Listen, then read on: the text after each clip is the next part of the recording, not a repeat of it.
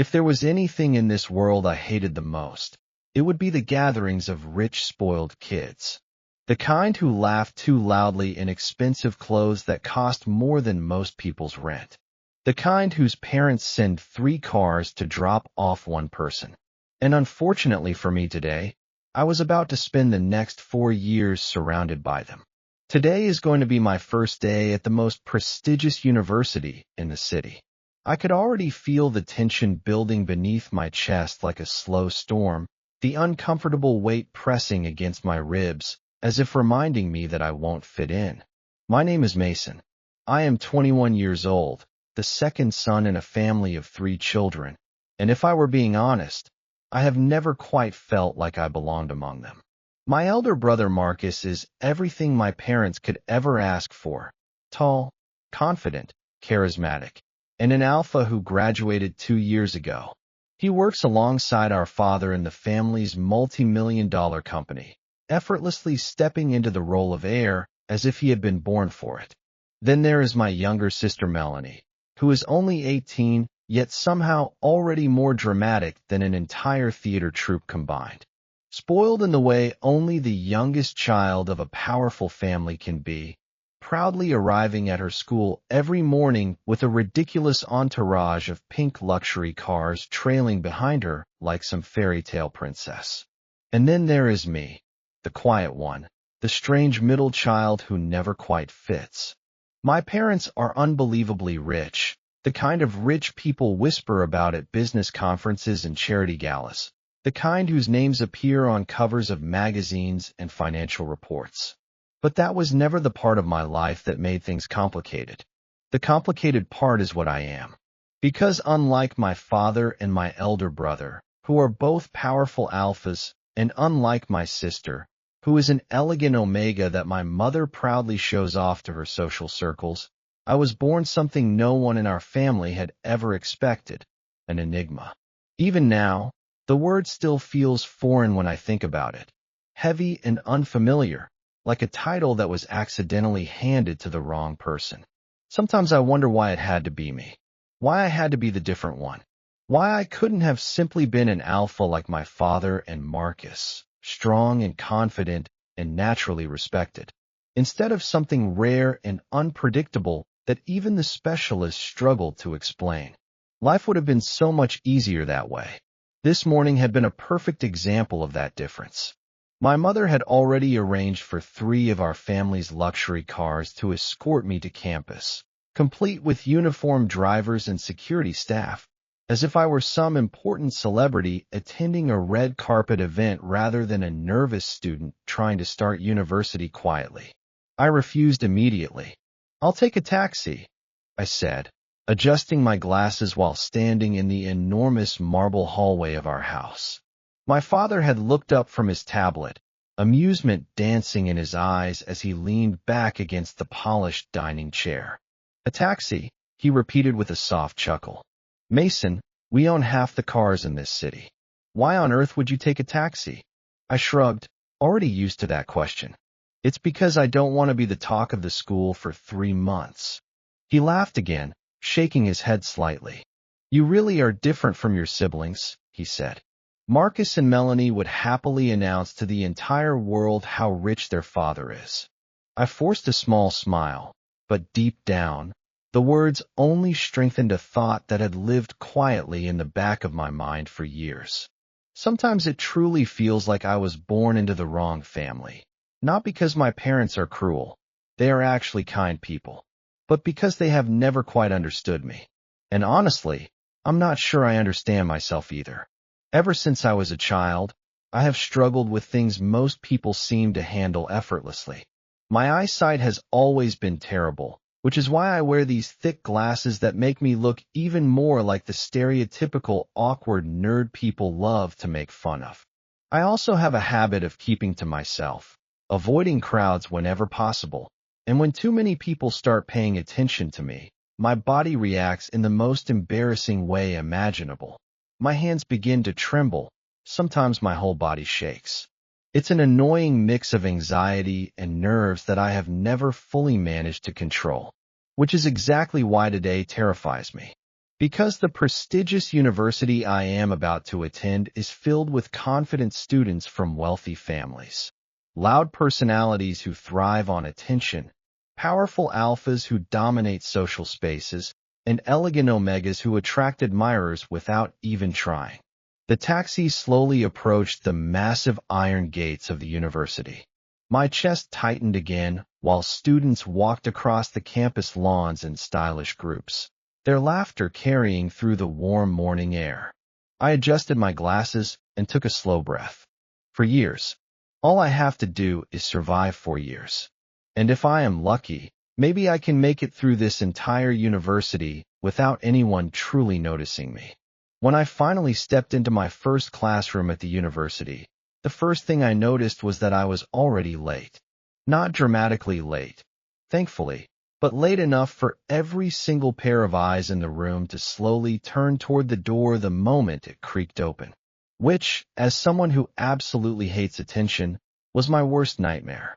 The classroom itself was enormous, with polished desks arranged in neat rows that sloped downward toward the professor's podium.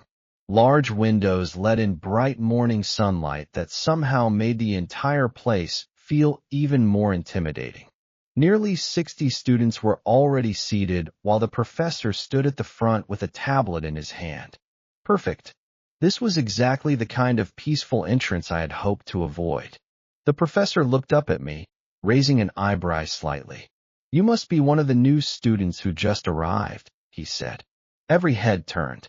I could practically feel their eyes scanning me from head to toe, taking in my simple clothes, my dark hair, and of course my thick glasses. Someone near the back snickered. Another person whispered something that made a small group laugh. "Come in," the professor said, gesturing toward the front. "We are currently doing introductions." Introductions. My favorite activity. By favorite, I meant the exact opposite. I walked carefully down the aisle, trying not to trip over my own feet, which was a real possibility, considering how nervous I suddenly felt. My palms were already starting to sweat by the time I reached the front. I could hear small whispers floating through the hall. "Who's that? He looks like a scholarship student. Look at those glasses." Someone actually mimicked pushing imaginary glasses up their nose. I pretended not to hear any of it. The professor looked at me expectantly. "Introduce yourself," he said. I cleared my throat, adjusting my glasses slightly. "My name is Mason. Mason Hale." There was a brief pause. Then a few people in the room exchanged looks. A small wave of laughter followed. I stood there awkwardly, wishing the floor would open up and politely swallow me whole. Before the professor could say anything else, however, the classroom doors suddenly opened again. But this time, the reaction was completely different. The moment the figure stepped inside, the entire room seemed to shift. Even the whispers stopped. I turned my head instinctively, and for a moment, I genuinely forgot how breathing worked. A tall, extremely handsome guy walked in. There was honestly no better word for it. He was tall, easily over 6 feet, with broad shoulders and a confident stride that made it seem like the room itself belonged to him. His hair was styled perfectly in a slightly messy way that somehow still looked incredibly intentional. But it was his face that truly caught everyone's attention. Sharp jawline, straight nose, eyes that were calm and cold like someone who had already decided the entire world bored him. He was ridiculously handsome. "Who is that?" a girl asked from behind me. "Oh my God, he's so handsome. Is he a model? Please tell me he's in this class." Even the professor looked mildly surprised. The boy didn't seem to care about any of it. Not the whispers, not the stares, not the obvious admiration floating through the room. His expression remained calm, distant, almost bored, as if everyone around him existed on a completely different level of importance. The professor cleared his throat. "You're late." The boy glanced at him briefly. "Yes." That was it. Just one word. No apology, no explanation. The professor blinked once, then sighed quietly, as if already deciding the student would be troublesome. "Name?" The boy looked around the room for a brief second before answering. "I'm Derek," he said coolly. No nervousness, no stuttering, just quiet confidence. He didn't even wait for permission before walking down the aisle and choosing a seat near the middle of the classroom. Naturally, the moment he sat down, half the students around him immediately started whispering again. "Derek? What is he? An alpha? He definitely looks like one. He's so hot." Meanwhile, I was still standing awkwardly at the front like a forgotten piece of furniture. The professor finally waved his hand. "You may sit down, Mr. Hale." I quickly moved toward one of the empty seats, trying not to think about how my introduction had been completely overshadowed by the arrival of the most handsome human being I had ever seen. Not that I was paying attention to him. Of course not. That would be ridiculous. As soon as I sat down, my eyes betrayed me by glancing sideways toward where Derek was sitting. He looked completely relaxed in his chair, one arm resting casually on the desk, while students around him kept sneaking curious looks. I quickly looked away.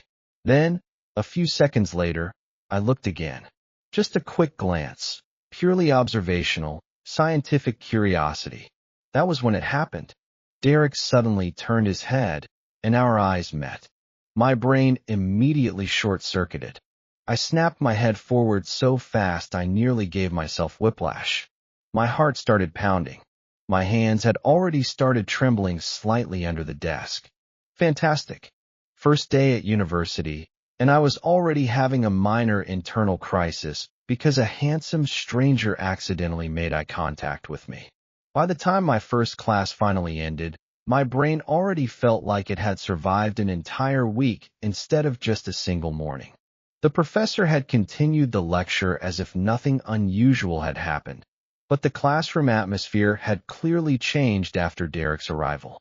Every few minutes, someone would sneak a glance at him, as though they were studying a rare animal in a zoo, while he, on the other hand, looked completely uninterested in everything around him, sitting with his elbow resting on the desk and his expression calm and distant, like the entire world had somehow bored him before the day even started. Meanwhile, I spent the rest of the class trying very hard not to look at him again, which unfortunately meant I only looked at him about 12 more times. Not because I wanted to, it was purely accidental. My eyes simply had terrible self-control. When the professor finally dismissed us, the room instantly exploded into noise as chairs scraped against the floor and students gathered their things, forming small groups as they excitedly discussed the first day. I packed my notebook quietly, planning the most important mission of my university life so far. If I could just exit this hall without drawing attention to myself, then I could go find the cafeteria, eat something quietly in a corner, and maybe the rest of the day would pass peacefully. Unfortunately, life rarely respects my plans. The moment I stepped into the hallway, a wall of loud voices and laughter immediately surrounded me. Groups of students walking confidently through the wide corridor like they already owned the place. And it quickly became clear that this university was exactly what I feared. Rich kids everywhere, designer clothes, expensive watches, confidence levels that could probably power an entire city. I adjusted my glasses and kept my head slightly lowered as I followed the signs leading toward the cafeteria. The cafeteria, however, turned out to be even more intimidating than the classroom. It was massive, filled with long modern tables and tall glass windows that flooded the entire room with sunlight, while dozens of students filled the space with conversations and laughter. The air carried the smell of coffee, grilled food, and expensive perfume. One side of the cafeteria had large tables filled with confident alpha students laughing loudly. Another area had quieter beta groups chatting casually. And near the windows sat a group of elegant-looking omegas surrounded by admirers. It was like watching some strange social documentary about human hierarchy. I swallowed quietly. Maybe I should just eat outside. But my stomach had already begun protesting loudly, reminding me that I had skipped breakfast earlier due to nerves. So I just needed a seat. After scanning the room nervously, I spotted an empty chair at one of the tables and quickly walked over before anyone else could take it. Perfect. Mission accomplished. I sat down and let out a small breath of relief. That relief lasted exactly 5 seconds. Hey, the voice came from across the table. I slowly looked up. 4 guys were sitting there. They were clearly alphas, and judging by the expressions on their faces, they were not particularly happy about my presence. One of them leaned forward slightly, looking at me like someone examining an unusual insect. Are you new here? I nodded slowly. Another one glanced at my glasses and smirked. Wrong table, nerd, he said. Of course it was, because my luck had always been fantastic. I can leave, I said quickly, already starting to stand. But the first guy raised his hand lazily. Nah. He leaned back in his chair, a grin spreading across his face. Actually, stay? The other 3 exchanged amused looks. Yeah, one of them said. Since you're already here, you might as well be useful. Useful. That word immediately activated my survival instincts. The first guy tossed a small menu toward me. Go to the counter and buy these. I looked down. The list of drinks and snacks was impressive. 5 premium iced coffees, imported chocolate desserts, 2 large platters of fried chicken, and something called a gold-layered cheesecake, which I was fairly certain no normal human being needed. I stared at the list for a moment. Then I did a quick mental calculation. Technically speaking, I could probably buy the entire cafeteria if I wanted. But obviously, they didn't know that. Why are you still sitting? Another alpha said impatiently. All right. I stood up quickly, grabbing the menu. I'm sorry. As I walked toward the food counter, my brain immediately began complaining. So this is how university starts. Day 1. And I'm already running snack errands for rich, arrogant bullies. I looked down at the price on the menu again. These snacks cost more than some people's monthly groceries. My father would probably laugh if he knew I was buying them like this. Actually, if I called him right now and told him I needed to buy half the cafeteria, he would probably ask if I wanted to buy the building too. I sighed quietly and placed the order. After what felt like an eternity balancing trays of drinks and food like an extremely nervous waiter, I carefully made my way back toward the table. Please don't let me drop anything. Please don't let me trip. But I stopped midway. The 4 alpha students were suddenly sitting very stiffly, their earlier confidence completely gone. And standing behind them was Derek. He looked exactly the same as he had in class. Tall, calm, unbothered. His expression was cold and unreadable as his eyes slowly moved toward me. For a moment, neither of us said anything. My heart immediately started racing again. Why does my heart keep doing that around this guy? Derek's gaze dropped briefly to the tray of snacks in my hands. Then his eyes shifted toward the alpha students at the table. The silence suddenly felt very heavy. For a moment, the entire cafeteria seemed to fall into a strange and uncomfortable silence. The kind of silence that spreads naturally when something unexpected happens in the middle of a crowded place. And unfortunately, I happened to be standing right in the center of it while holding a tray filled with expensive snacks that were never meant for me. Because directly behind the 4 alpha students who had ordered the food stood the one person everyone had been whispering about since morning, Derek, whose calm and cold presence somehow made the entire situation feel far more serious than it actually was. The moment his sharp eyes moved slowly from the tray in my hands to the 4 alpha students sitting across from me, their confident postures immediately stiffened. Because even though he had not raised his voice or shown any obvious anger, something about the quiet authority in his presence was enough to make them uncomfortable. He spoke only a few simple words, his voice calm and even. Is that seat yours? The question was directed at the 4 alpha students. The moment it was asked, they exchanged uneasy glances with one another, as if silently debating what answer would cause them the least amount of trouble. Because the confidence they had shown earlier while ordering me around had completely disappeared. One of them attempted a casual laugh. leaning back slightly in his chair while replying, "Yeah, it's our table." Derek did not react to the answer immediately. Instead, his gaze shifted slowly toward me. And suddenly, I became painfully aware that dozens of students around the cafeteria were watching us, which only made my hands tremble slightly as I struggled to keep the tray steady. He asked me another quiet question. "Did you sit here first?" My throat felt dry under the weight of everyone's attention, yet I still nodded. Yes, I did. That single confirmation seemed to be enough for him.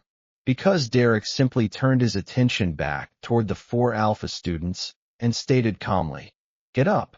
There was no anger in his tone, no dramatic display of dominance.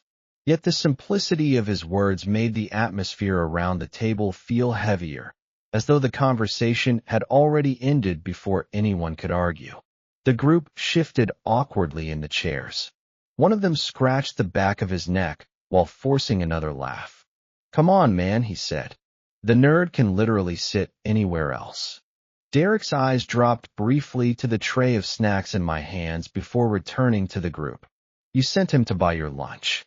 It was not phrased like a question. It sounded more like an observation. The Alpha hesitated before answering. "Well, yeah." Derek then asked another simple question. "Did you pay for it?" I quietly answered before anyone else could speak. I did. The silence that followed was thick and uncomfortable. Derek glanced at the tray again before speaking in the same calm tone. "If he paid for it, then why are you still sitting here?" That quiet statement was enough to end the situation entirely. The 4 Alpha students looked at each other again before quickly pushing their chairs back, their earlier confidence completely gone as they awkwardly gathered their things. One of them muttered, "We were leaving anyway." Another grabbed his bag and added, "Yeah, busy schedule." Within seconds, they had disappeared into the crowd of students in the cafeteria, leaving behind an atmosphere filled with whispers as nearby tables began openly staring in our direction. Meanwhile, I was still standing beside the table, holding the tray like a very confused waiter who had accidentally wandered into someone else's drama. Derek pulled out a chair and sat down calmly across from the seat I had taken earlier, as if none of this had been unusual. And after a moment, he looked up at me and said simply, "You're going to stand there forever?" "Oh, right," I said quickly, realizing how awkward I must look. I placed the tray on the table and carefully sat down across from him, trying my best not to look at the many students around us who were clearly staring. For a moment, the space between us was quiet, the normal noise of the cafeteria slowly returning as Derek glanced at the tray of food in front of us. "That's a lot of snacks," he said. "They ordered it," I replied awkwardly. "You still bought it." I adjusted my glasses slightly, feeling embarrassed. "They asked me to." Derek studied me for a moment before asking a very direct question. "Why did you do it?" I hesitated, searching for an answer that didn't make me sound completely pathetic. "I just didn't want to cause trouble," I admitted quietly. "You were already in trouble," he pointed out calmly. "That's true." He watched me silently for a few seconds longer before making a blunt observation. "You're strange." I nearly choked on my own breath. "Thank you. I didn't mean it as a compliment," he replied without changing his expression. "Oh, that was unfortunate." I reached for one of the iced coffees on the tray just to give my hands something to do. "Do you want one?" I asked awkwardly. "You paid for them." "There are 5, I said nervously. Derek reached forward and picked up one of the drinks. For a short while, the table fell quiet again, but I could still hear the whispers from other students around us. "Why is Derek sitting with that guy?" I tried to ignore the attention, but then Derek's expression shifted slightly as his eyes narrowed in thought. He leaned back a little in his chair. "You smell strange." My heart instantly skipped a beat. "Strange," I repeated. "Yeah," he said calmly.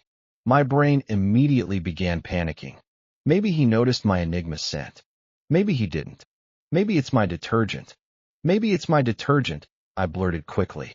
Derek raised an eyebrow slightly. "What detergent?" "Laundry detergent." He stared at me for another moment, but the thoughtful look in his eyes suggested he wasn't completely convinced. At that point, the growing attention from other students was becoming too much for my nerves, so I decided it would be better to leave before the situation became even more uncomfortable. I should go, I said as I stood up. You're leaving already? Derek asked. I have another class. That was technically true, eventually. I picked up the tray carefully and turned to leave. But my nerves had clearly not improved because the moment I took a step forward, my foot caught the leg of the chair beside me. The tray tilted. The drinks began sliding toward the edge. Oh no! Before the disaster could happen, Derek moved quickly. His hand reached forward and caught the tray with steady ease, balancing everything before a single drink could fall. He calmly placed it back on the table like the entire rescue had been effortless. He looked at me and said simply, "You're really clumsy." My face immediately burned with embarrassment. Sorry. Derek continued watching me for another moment, his eyes thoughtful again.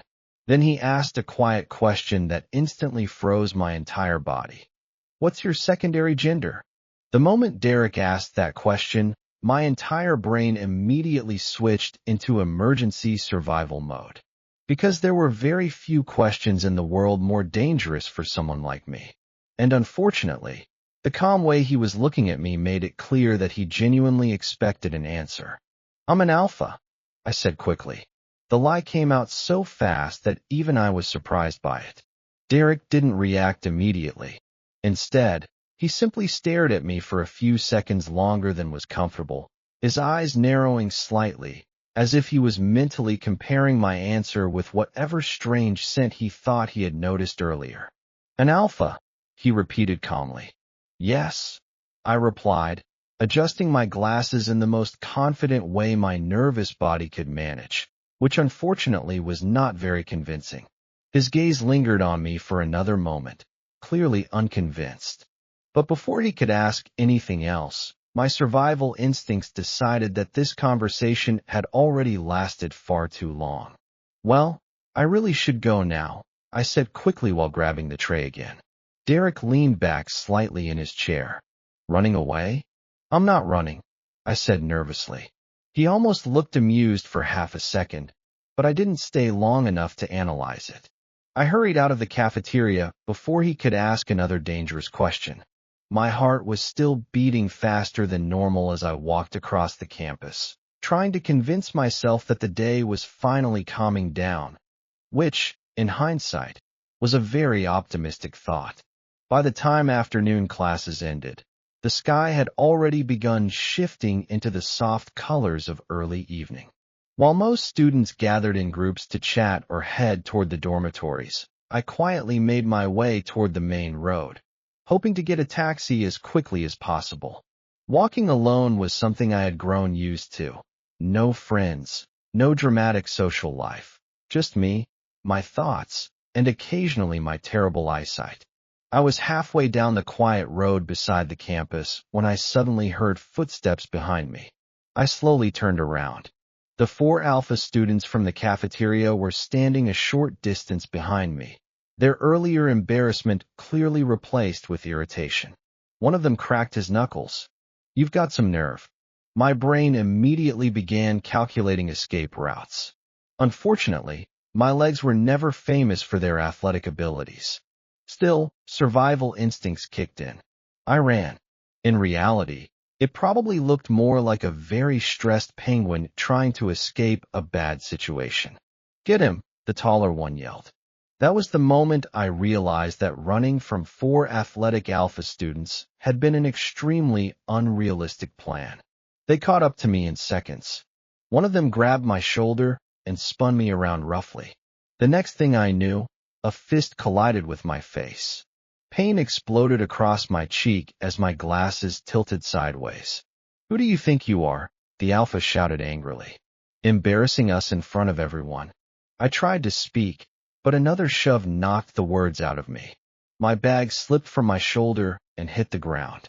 One of them immediately picked it up and dumped everything onto the road. Books, textbooks, pens, Even my poor calculator rolled sadly across the pavement like it had also given up on life.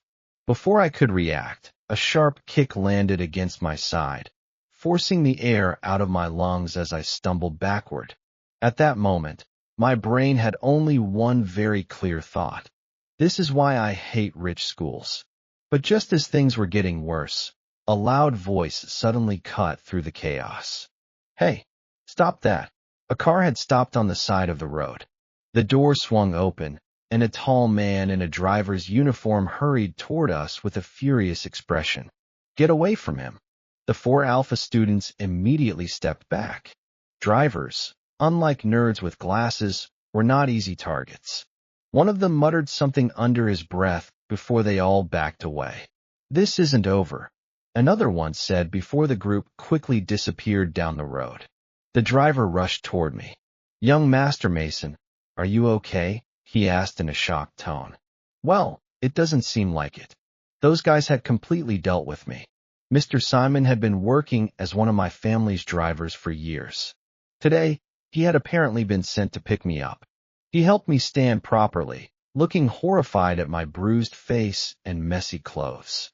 He sighed deeply before helping me into the car. The ride home was quiet, except for the occasional concerned glance he threw at me through the rearview mirror. And by the time we arrived at our family mansion, the news had apparently already traveled faster than we did. The moment I stepped into the house, my mother appeared in the hallway like an approaching storm. "Mason." Her eyes widened in shock the moment she saw my face. "Who did this to you?" "It's nothing," I said quickly. "Nothing," she repeated sharply. "Your face looks like it got blasted at a boxing ring." Before I could answer, my younger sister walked into the room, scrolling through her phone with complete disinterest. She glanced at me once and scoffed. "Well, that's what happens when you refuse to blend in," she said casually. "You walk around acting like a mysterious loner and then act surprised when people target you." "Thank you for the emotional support," I muttered. "You're welcome," she replied sweetly. My mother was far less amused. "Enough," she snapped before turning back to me. "Tell me exactly what happened." Before I could finish explaining the story, my father entered the room after hearing the commotion. He looked at my injuries once. Then his expression darkened immediately. "Who touched my son?" That single sentence was enough to make the room very quiet.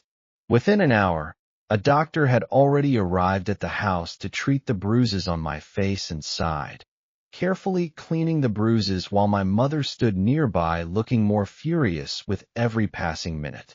"This is unacceptable," she said coldly. My father nodded slowly. "I'll handle it." The doctor finished wrapping the last bandage before leaving the room. And as I sat there, feeling like a very unfortunate museum exhibit, my mother placed a hand gently on my shoulder. Her voice was calm, but there was unmistakable steel in it. "Those students made a very big mistake today." She looked toward my father. "Make sure they never have the hands to hurt my son again." My dad nodded. And for some reason, I had a very strong feeling that tomorrow at university was going to be even more chaotic than today. If there was one thing I hated more than a gathering of rich, spoiled kids, it was being the center of attention among them. And unfortunately for me, the next morning began with exactly that kind of chaos. The moment the sleek line of luxury cars rolled through the towering iron gates of the university campus, students who were lazily walking to their lectures suddenly stopped mid-step. Heads turned one after another as whispers began spreading like wildfire across the courtyard. I stepped out of the car, slowly adjusting the strap of my bag over my shoulder, while trying my best to look like I wasn't part of whatever spectacle was unfolding behind me. But the moment my father stepped out of the limousine beside me, the murmurs grew louder. "That's him. That's Mr. Hale, the Hale Group CEO, the richest businessman in the city." I inwardly groaned. Because of course they knew him. Everyone knew him. And this was exactly why I had begged him not to come to the school. My father, however, looked completely unbothered by the growing crowd as he adjusted his suit jacket and gave me a calm glance before saying quietly, "Go to class, Mason." I nodded quickly, eager to escape the staring eyes of the entire campus, and hurried toward the main building. Behind me, administrators were already rushing outside, deans whispering among themselves as if the president had just arrived instead of a concerned father. By the time I reached my lecture hall, my heart had finally slowed down from the embarrassment, and I slipped inside quietly, hoping the class had already begun so no one would notice me. But the room was still half empty, and sitting in the middle row, with his head resting casually on the desk, was Derek. For a moment, I forgot how to breathe. Up close, he looked even more unreal than the first day I saw him. His hair was stylishly messy, long lashes resting against his cheeks as he slept peacefully, and I found myself slowly stepping closer without even realizing it. My eyes traced the sharp line of his jaw and the calm expression on his face. While most people probably thought Derek was handsome, there was something about him that felt softer to me. He is beautiful. Yes, that was the word. I stared a little longer than I probably should have, completely absorbed in observing him like some kind of rare artwork in a museum. Suddenly his eyes snapped open. I jolted backward so fast my bag almost slid off my shoulder. Derek blinked lazily before slowly lifting his head, his gaze settling on my face as if he had been expecting me to be there all along. Then he frowned slightly. "What happened to your face?" he asked, his voice calm but curious. His eyes moved over the faint bruise near my cheek. He tilted his head slightly before adding, "Did you sign up for a WWE contest or something?" I scoffed immediately, trying to look offended even though my heart was beating like a malfunctioning drum set. "It's nothing," I muttered, adjusting my glasses. "Just some bullies on the road yesterday." Derek's eyes narrowed slightly.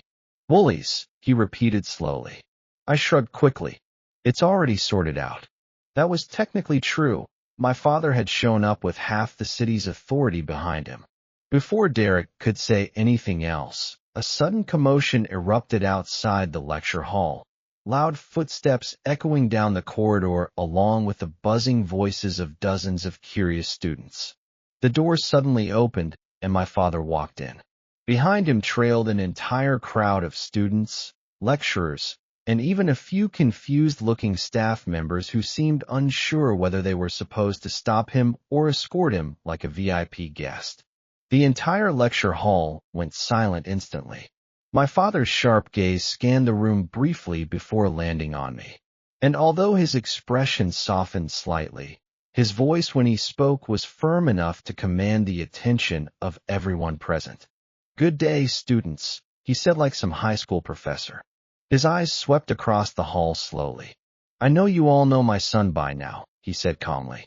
"My son Mason Hale is very precious to me." The room was so quiet that someone dropping a pen could have sounded like a gunshot. My father continued, his hands resting casually behind his back. "I understand that universities are places for growth, competition, and sometimes misunderstandings among students. But I will not condone anyone laying their hands on him." A ripple of whispers moved through the students like a wave. And then surprisingly, a few people began clapping. Then more joined in. Soon the entire hall was filled with applause. Some students clearly enjoying the drama of the moment. I wished the floor would open and swallow me whole. My father simply nodded once, satisfied with the reaction, before turning his attention back to me for a brief moment. He gave me a small approving nod. Then he turned around and walked out of the hall just as confidently as he had entered. The crowd of curious spectators immediately following him like he was leading a parade. Within seconds, the hallway outside exploded with excited chatter. I slowly sat down at the nearest seat, my face heating up in embarrassment. Beside me, Derek leaned back in his chair and looked at me again, this time with a completely different expression, an interested one. Just before I could strike another conversation with him, the lecturer appeared and classes started. The rest of the morning passed in a strange silence that I couldn't quite explain. Because after everything that had happened that morning, Derek didn't say another word to me. Not during the lecture, not when the class ended, and not even when we both walked out of the hall at the same time. At first, I thought he was simply distracted. But the more I paid attention, the more obvious it became that he was intentionally avoiding me. Because every time I moved closer, he would shift his seat slightly away. And whenever our eyes almost met, he would look somewhere else, as if the classroom walls were suddenly far more interesting than my existence. By the afternoon, curiosity finally defeated my nervousness, and I gathered just enough courage to walk up to him near the staircase, adjusting my glasses while my heart pounded nervously inside my chest. "Derek," I called quietly. He stopped walking but didn't turn immediately. For a moment, he didn't say anything. And when he finally turned around, his expression had returned to that cold, distant look I had first seen the day he walked into class. "You should stay away from me," he said simply. The words landed heavier than I expected. I blinked in confusion. Why? Did I do something wrong? Derek didn't answer right away, his eyes studying me for a brief second before he finally turned away again. "It's better that way," he muttered before walking off. And just like that, he left me standing there alone in the hallway, staring after him with a strange heaviness settling in my chest, wondering what exactly had gone wrong. I didn't go home immediately after school that day, even though my driver had already texted twice asking where I was, because my mind kept replaying Derek's cold voice telling me to stay away from him. And the more I thought about it, the more unsettled I felt, until eventually, curiosity, and perhaps something deeper than curiosity, pushed me to do something I normally would never do. I quietly followed him from a distance as he left campus, without realizing someone was behind him. Derek walked confidently through the busy streets with his bag slung casually over one shoulder, weaving through the evening crowd as if he had done the same walk 1,000 times before. And I trailed behind carefully, trying not to look suspicious while adjusting my glasses every few seconds like a low-budget undercover detective. After about 15 minutes, Derek turned into a small roadside market area filled with colorful stalls, loud vendors, and children running around with sticky hands and wide smiles. I slowed down instinctively, hiding slightly behind a fruit stand as I watched him approach a small wooden cart decorated with pictures of melting ice cream cones. Behind the cart stood a middle-aged man wearing a simple apron, his face warm and cheerful as he handed ice cream to two excited children who were practically bouncing with happiness. "Dad," Derek called. The man looked up immediately, his face lighting up with a proud smile. "Derek, you're back already," he said warmly. "How was school today?" I blinked in surprise. Before Derek could answer, another voice came from the small shop behind the cart as a woman stepped out holding a large bag filled with empty plastic water bottles. "I'm heading to the recycling center," she said while tying the bag. "We might get a little money for these ones." That was Derek's mother. The realization hit me slowly but clearly. Derek wasn't from a rich family, not even close. The confident boy who walked through campus like he owned the entire university actually came home to a small market stall where his father sold ice cream and his mother collected plastic bottles to recycle. I felt a strange heaviness settle in my chest as I watched them talk casually, because suddenly, his words from earlier that day made a lot more sense. A few minutes later, Derek stepped away from the stall and disappeared into the narrow street beside it, probably heading inside their home. I hesitated for a moment, then I slowly walked toward the cart. "Hello, sir," I said politely with a small smile. "Can I have an ice cream?" Derek's father looked at me kindly as if he had known me forever, scooping a large swirl of vanilla ice cream into a cone before handing it over. "That'll be 30 cents, he said. I reached into my pocket and handed him a $5 note.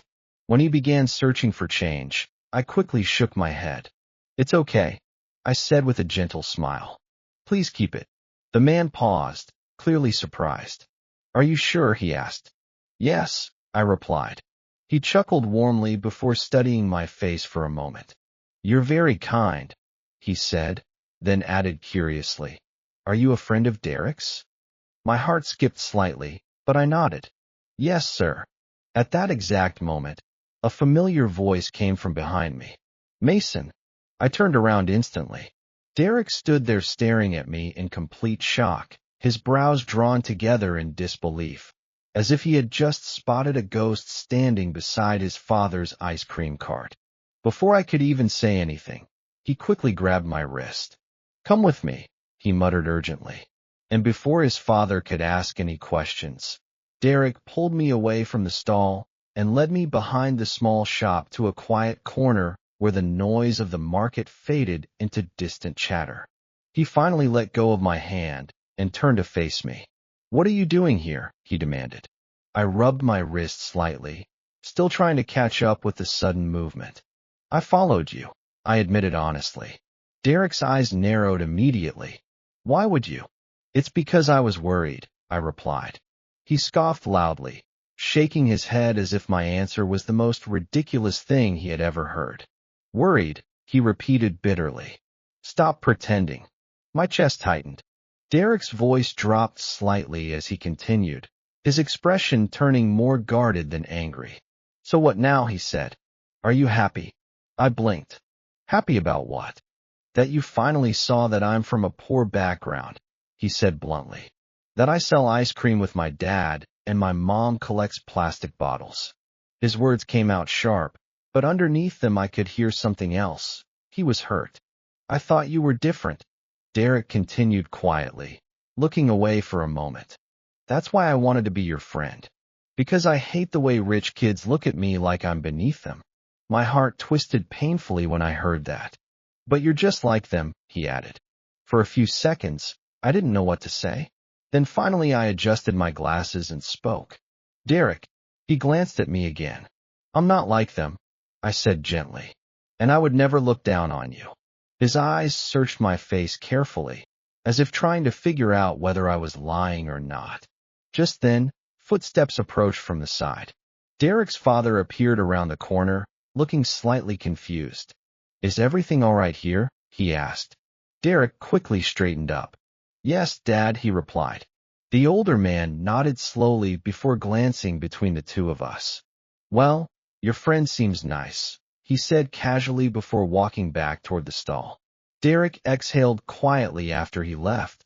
Then he looked back at me again. "Go home," he said after a moment. I frowned slightly. "We'll talk at school tomorrow," he interrupted. I stared at him close to a minute, took a deep breath, then left. The walk home that evening felt longer than usual, because every step I took was filled with thoughts about Derek, about the way his voice had sounded when he accused me of pretending, about the quiet pride in his father's smile while selling ice cream to children, and about the silent strength in his mother's hands as she carried those empty plastic bottles meant for recycling. By the time I got home, it had already struck 7 p.m. My mom was worried, of course, asking why I had ignored Mr. Simon's calls when he came to pick me up. But even I wasn't ready to explain things to her. I finally sat on the edge of my bed, staring blankly at the wall. Then I realized something very clearly. I was going to help Derek no matter what. The next morning I arrived at school earlier than usual, something that surprised even myself, because I was normally the kind of person who slipped quietly into class right before the lecture began. But that day, I found myself sitting in the lecture hall long before most students had arrived, my eyes drifting toward the door every few seconds as if I were waiting for something important. When Derek finally walked in, my heart immediately jumped in a way that made absolutely no sense. He looked the same as always, calm and confident, his bag resting over one shoulder as he walked to his seat. And although he didn't immediately notice me staring at him like an excited puppy that had just spotted its owner after a long day, I still felt strangely relieved just seeing him there. The lecture that followed felt longer than an entire century. I barely heard anything the professor said because my brain was too busy rehearsing what I wanted to say to Derek once the class ended. And when the professor finally dismissed us, I wasted no time walking over to him before my courage could disappear. Derek, I said. He turned to look at me, his expression neutral, but not cold like the day before. Please come with me. We need to talk, I added quickly. A few minutes later, we were sitting together at the campus cafeteria, and I had already bought 2 trays of food before Derek could even protest. He looked down at the plate in front of him before glancing back at me. You don't have to do this, he said quietly. I know, I replied immediately. But I want to. Derek studied my face carefully.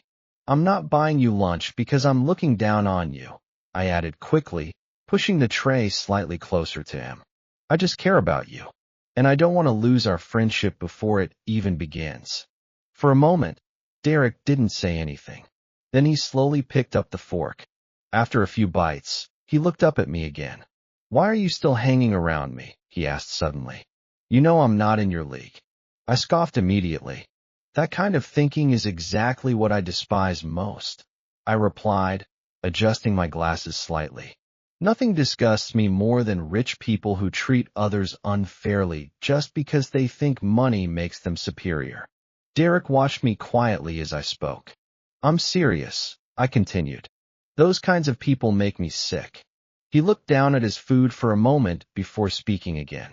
I got a scholarship to study here, he admitted quietly. That's the only reason I ended up in this almighty campus for rich kids. I shook my head gently. You don't have to explain everything, I said softly. I already understand. Derek looked up at me again, surprised by my calm response. Then I leaned forward slightly. Derek, I said, if I wanted to help you, would you accept it? His eyebrows furrowed immediately. What do you mean? I hesitated briefly before answering. I'm going to talk to my dad about your parents, I said. Derek blinked in confusion. My dad owns several companies, I continued carefully. It wouldn't be hard for him to give them better jobs, something more stable, something that pays more. Derek stared at me as if he had just heard something unbelievable. My dad won't refuse me, I added quietly. It would actually be the first time in my life I've ever asked him for anything important. For a moment, Derek didn't move. Then his eyes suddenly became glossy. He quickly looked down, clearly trying to hide it. But it was too late. Emotion cracked through the strong walls he had built around himself. I gently reached across the table and held his fingers in my hands, giving them a soft, reassuring pat. You don't have to carry everything alone, I said quietly. I promise to make things better for you so you won't feel sad and gloomy anymore. Derek looked at me with a sad expression and said, Thank you, Mason. You are really kind. I walked into campus the next morning with an excitement that I could barely contain. Because for the first time since everything began between Derek and me, I was carrying something that would finally make him smile. Without hesitation, the moment I spotted him near the lecture hall adjusting the strap of his bag like he always did, I hurried toward him with a grin that was probably too obvious to hide. Derek, I called. He turned immediately, noticing the unusual excitement on my face. I have good news, I said, trying to calm myself before blurting everything out at once. Derek raised an eyebrow slightly. What kind of good news? I pushed my glasses up the bridge of my nose before answering. My dad approved it, I said. For a moment, he simply stared at me, clearly trying to process what I meant. And when realization finally hit him, his eyes widened slightly. You mean it worked out? Yes, it did, I nodded quickly. He said your parents can start working in one of his other companies. But he wants to meet them first, for proper introductions. For the first time since I had met Derek, the strong, guarded expression on his face completely melted away. His eyes brightened instantly. Are you serious? He asked. I wouldn't joke about something like that, I replied.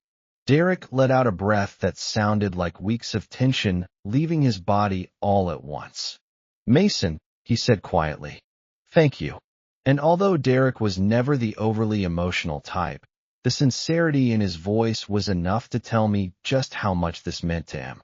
Weeks passed after that, and somewhere between classes, late conversations, and endless teasing, Our friendship slowly grew stronger in ways I had never experienced before. Because Derek was no longer just the handsome guy who had stepped in to save me from bullies. He had become the person I wanted to see every day. One afternoon, I dragged him into the biggest clothing store in the city despite his protests. "Mason, this place looks expensive," he whispered while looking around nervously. "But I am expensive," I replied casually while pulling a jacket off a rack. Before he could argue again, I had already piled several outfits into his arms. "Try these," I insisted. After nearly an hour of arguing, laughing, and Derek threatening to run out of the store if I didn't stop, we eventually walked out carrying more shopping bags than 2 college students realistically needed. Later that evening, when we both wore the new clothes, something about the transformation made people turn their heads wherever we walked.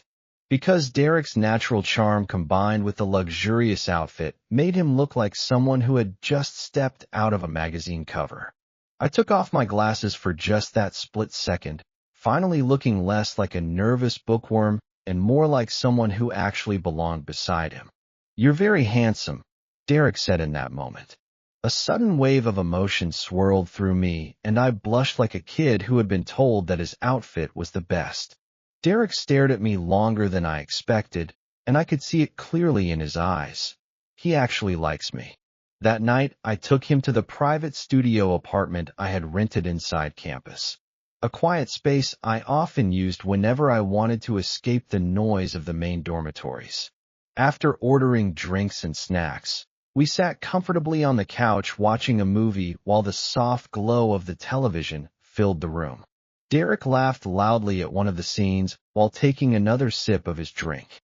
But I had stopped paying attention to the movie entirely, because I was staring at him for far too long. Eventually, Derek noticed. "What?" he asked. I hesitated, then I spoke. "Derek, I know it might sound a bit too early, but actually I love you." The words hung quietly in the air between us. "And I don't mean it as a joke," I added softly. "I really want something serious with you. And I have a secret to tell you," I said calmly. His gaze shifted back to me. "What secret?" he asked curiously. "Derek, I'm not an alpha, but an enigma," I said, tightening my fists, hoping to get punched by him or something. But to my surprise, Derek didn't look shocked, not even a little. Instead, he leaned back against the couch and sighed softly before saying, "Took you long enough." I blinked in confusion. "You're not surprised?" Derek shook his head. "I knew from the beginning," he said calmly. "You're an enigma."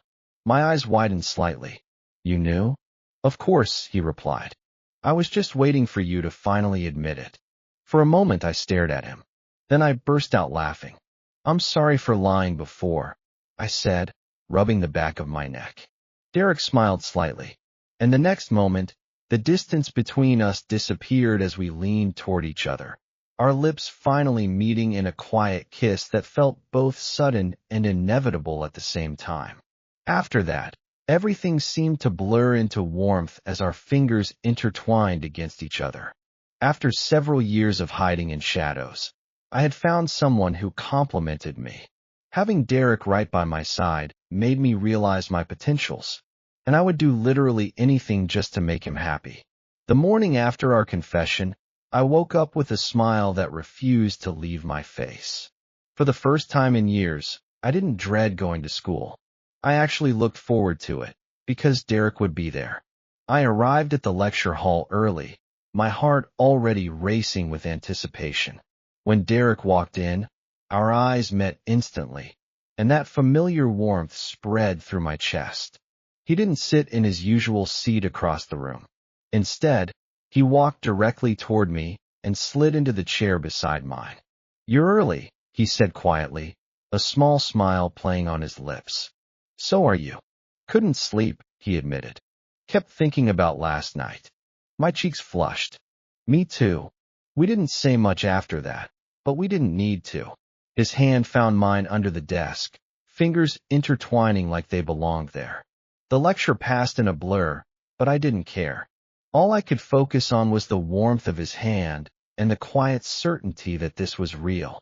After class, We walked across the campus together. Students stared, some curious, some surprised, some whispering behind their hands. But for the first time, I didn't care. Let them stare. Let them whisper. I had Derek.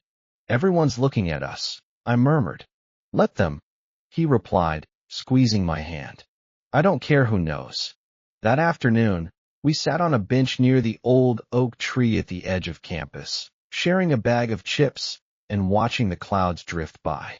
The conversation flowed easily, about classes, about our families, about nothing and everything. Can I ask you something? Derek said after a comfortable silence. Anything. Does it bother you? That I'm not. He gestured vaguely. You know. From your world. I turned to face him fully. Derek, listen to me. I don't care about any of that. The only thing I care about is you. Your family. Your background. None of that matters to me. It never did. He was quiet for a moment. Then he leaned over and kissed me softly. Thank you, he whispered. For seeing me. For not treating me like I'm less. I smiled against his lips. You're not less. You're everything. A week after we started dating, rumors began circulating about my enigma status. I tried so hard to keep it hidden, but someone must have overheard something. Or maybe Derek's earlier comment about my scent had sparked curiosity. The whispers followed me everywhere. Did you hear? Mason Hale isn't an alpha. He's an enigma. What's an enigma? Something rare? Something weird. I tried to ignore it, but the stares became more intense, the questions more invasive. Some students looked at me like I was a science experiment. Others looked at me with pity. Both made me want to disappear. Derek noticed immediately. What's wrong? He asked one afternoon, finding me hiding in the library. Everyone knows, I said quietly. About me. About what I am. They're all talking about it. He sat down beside me, his expression softening. Mason, look at me. I did. You're not weird. You're not a freak. You're an enigma, something rare and special. And if anyone has a problem with that, they have a problem with me. You can't fight the whole campus. I don't have to. I just have to stand beside you. That's all that matters. I felt the tension in my chest ease slightly. You really don't care that I'm not like everyone else. He took my hand. I care that you're you. That's the only thing that matters to me. And if anyone tries to make you feel bad about being who you are, they'll have to go through me first. I laughed despite myself. That's very alpha of you. He smirked. I am an alpha. It's my job to protect my enigma. The rumors didn't disappear overnight, but they started to lose their sting. Because every time someone whispered, Derek was there. Every time someone stared, Derek took my hand. And slowly, I stopped caring what they thought. I had him, and that was enough. Months passed, and our relationship grew stronger.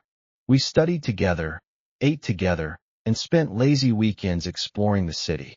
Derek's parents had started their new jobs, and the relief on their faces when they thanked me was something I would never forget. You changed our lives, Derek's mother said one evening when we visited. We don't know how to thank you. You don't have to, I replied. Derek changed my life too. That night, as we walked through the quiet streets, Derek pulled me close.